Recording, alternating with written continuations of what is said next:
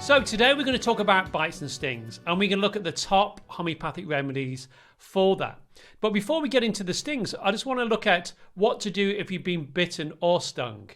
So to treat an insect bite or sting, remove the sting or tick if it's still in the skin. Wash the affected area with soap and water and apply a cold compress such as a flannel or a cloth that's cooled with cold water or an ice pack to any swelling for at least 10 minutes. And raise or elevate the affected area if possible, as this can help reduce the swelling.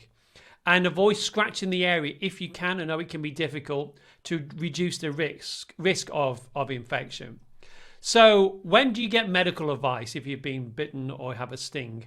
Well, get advice if you're worried about your bite or sting. You know, your symptoms don't start to improve within a few days or seem to be getting worse.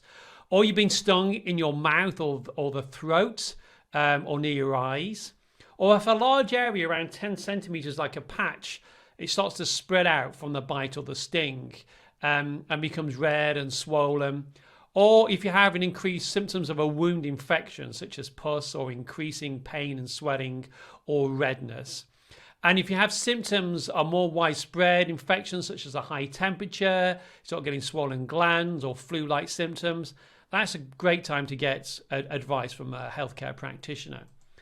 Now, when to seek emergency medical help? Because, you know, a bite and stings, people can have an allergic reaction or go into what's called anaphylactic shock. And this is where you'll get wheezing or difficult breathing, a swollen face, mouth or throat, feeling sick or being sick, a very fast heart rate, dizziness or feeling faint, and difficulty in swallowing or loss of consciousness. This is an emergency situation and you must get emergency medical help immediately, okay? Because this is a severe reaction because they need to be in hospital and have that emergency care. So let's look at the homeopathic remedies, because homeopathy can be so effective for everyday bites and stings that you're going to get. And the first remedy we have to look at, and again, this is in alphabetical order, not in order of importance, is the remedy apis. So apis is great where there's rapid swellings after bites and stings, especially after bee or insect stings. Okay, so it swells really rapidly. And often it's like an allergic reaction. There can be a sudden sharp stinging and burning pain as well with this bite or sting, and very, very sensitive, highly sensitive to touch. And the area can feel very, very sore. Obviously, you can feel sore, but even if it's an insect bite, you can feel very sore and very sensitive.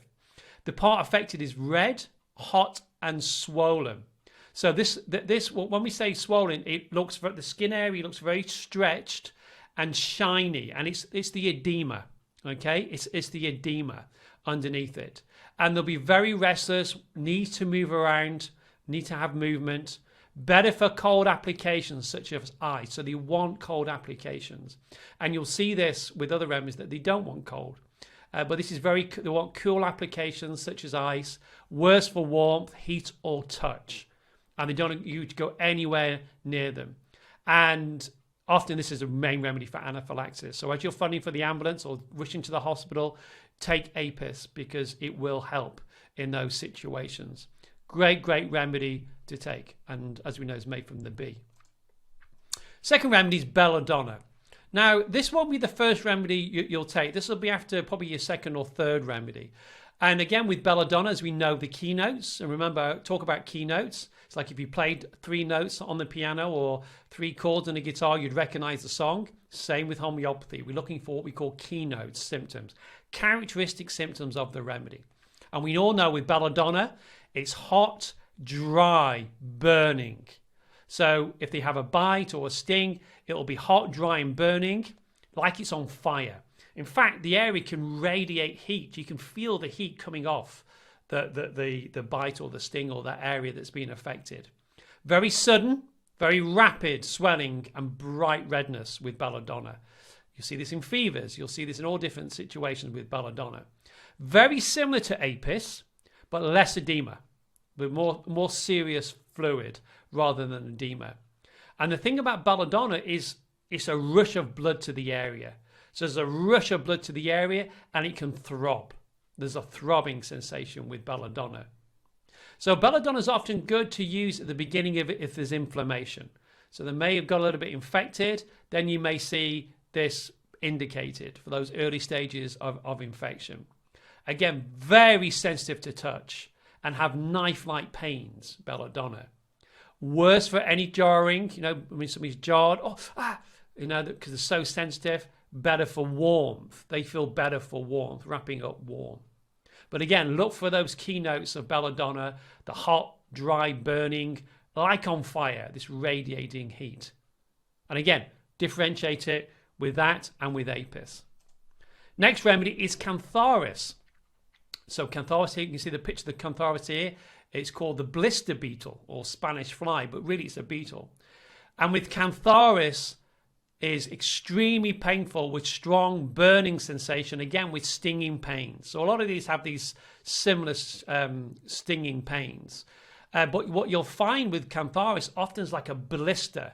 It blisters. Hence it's called a blistering beetle. So it blisters and it all forms in like little blisters after a bee sting or insect bite, and burning again as if on fire. So again, you can differentiate between that and belladonna. Very similar, it's the blistering that's going to get you into this. But very, very intense, incredibly intense, and the person's very irritated, obsessed with the itching. They're itching and it's like they become obsessed with this bite or with this sting. Better for cold applications and rubbing, okay? Worse for touch again, worse drinking cold water. They feel worse if they drink cold water. And this remedy, cantharis, is particularly good for horsefly bites, which are really nasty bites. If you haven't been bitten by a horsefly, you certainly know about it. But again, the keynotes with cantharis is this intensity. It's intense, extremely painful, and the strong burning sensations. Great, great remedy. Now remember, we covered cantharis when we did the cystitis session. So if you want to go back to your cystitis session, you'll see we talked about things like belladonna and cantharis. Number one remedy for things like cystitis. So remember the intensity of these symptoms, and people get obsessed with the itching. It's all they can think about. Next great remedy, this is one of our number one remedies now for insect bites, hypericum, better known as St. John's wort. Remember, we're using all these remedies in the homeopathic potencies, like a 6C, 30C. And these is from stings of insects, bites of insects, or dog or animal bites, where there's a puncture wound, okay? And this is for, especially in dog bites or animal bites, where there's lacerated wounds, where there's tearing of the flesh, okay? So there's the tearing of the flesh, that is hypericum. And often with hypericum, they are extremely, area feels very tender, almost out of proportion of what the bite or sting looks like, because it's very, very tender, and it's often with sharp pains, especially in nerve-rich areas. And the pain from the bite or the sting or the insect bite will go up and radiate to the body from the site of the sting, wherever it is. I keep pointing to my hands, it can be anywhere, these bites. But they'll radiate to the body. Very sharp pains, like they're running along the nerve. Because hypericum is about nerves and nerve pain. Okay? So very painful. Better for rubbing the affected area, so they feel better if they rub the affected area. Worse for cold, worse for damp, worse for touch, worse for pressure. Okay? Big remedy for bites and where there is those puncture wounds. So hypericum, great remedy. Also puncture wounds when people have, for example, a lumbar punch or an injection, or they stand in a needle, anything where there's a puncture wound. Hypericum is very good, especially where there's a rich area of nerves and they can feel that, it's so tender. So the next remedy, very similar to ledum, to hypericum, is ledum. Again, this is the number one remedy for puncture wounds from insects and animal bites and sting. And with ledum, the wounded part feels cold to touch. So you feel it and it feels cold to touch. And it looks purple and it looks puffy, the area. So the part may feel cold, or they may feel cold in themselves, but they are better for cold applications, which makes it unusual. It's better for like ice or something that's very cold on the part. They feel better for that. And you can use this again as a prophylactic against insect bites. So say you're going to a place where there may be mosquitoes, or you know you're going to get bitten, you have a predisposition or susceptibility to getting bites very easily if you go out at night and different things, then you can take a dose of Leadum before you go out, whilst you're out, and when you come back. So it will help with that as well. And with Leadum, you saw here there's a picture of a cat.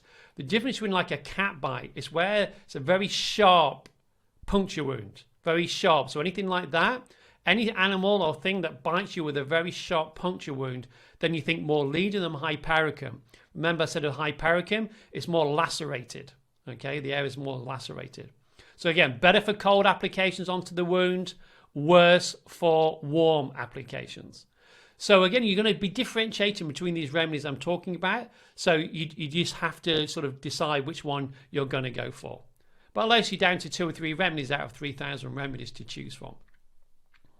So the next remedy is Urtica urens, better known as like the stinging nettle, the nettle. And again, this is for insect bites and stings where there's like an allergic reaction. And with Urtica urens, it'll be itching and burning, like with a nettle rash, or we call it urticaria. So it can be the whole body. So they can be bitten or stung, and then the whole body erupts in this like nettle urticaria, nettle rash-like sting. So you know when you stung yourself, I did it yesterday when I was gardening, and it comes up and it burns and it's stinging. It's the same people get all over the body. And this is actually good for flea bites. Okay, this is good for when people get flea bites from fleas. And with, again, burning, stinging pains, and very sensitive. And you can use this externally. You know, you can use it externally, like in a cream. You can get Urtica urens cream. Like you can get creams called Hypercal, which is Hypericum calendula. So you can use these things externally as well. But if Apis doesn't, very close to Apis, if Apis doesn't work, then go to Urtica urens.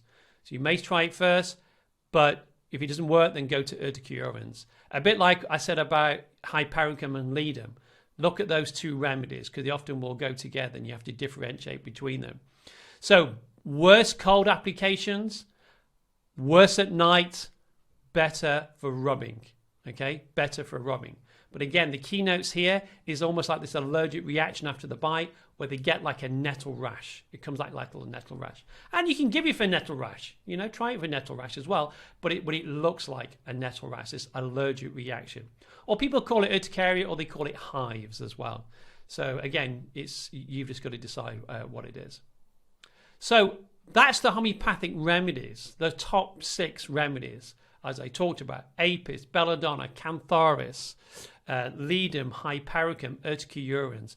There is other remedies, but those ones I feel you need to know because they are the most useful ones to use for bites and stings. Now here's a little home thing you can do at home because this is for home prescribers. You can use baking soda. Now I've used this with my kids when they've been stung. I mean, my daughter, when he got stung by a bee, you can make a paste out of baking soda and water.